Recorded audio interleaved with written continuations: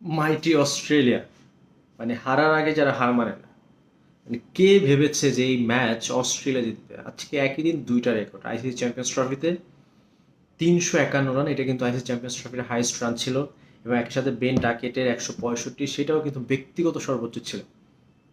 সেই ম্যাচ 15 বল আগে অস্ট্রেলিয়া জিতে নিল 5 উইকেটে। জশ ইংলিশ 120 রান অপরাজিত, যে কিনা প্রথম সেঞ্চুরি তুলে নিয়েছেন। মানে এই জন্যই বলে আসলে মাইটি অস্ট্রেলিয়া। পরিসংখ্যান, কাগজে কলমে সব দিক দিয়ে কিন্তু ইংল্যান্ড এগিয়ে ছিল, এবং তারা প্রথমে যে এত বড় একটা স্কোর করেছে সেই দিকেও তারা এগিয়ে ছিল।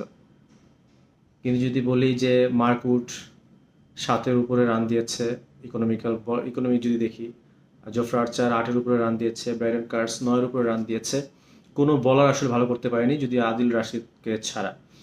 আর এই ম্যাচ যে এইভাবে জিতবে সেটা কেউ কল্পনাতেও করেনি।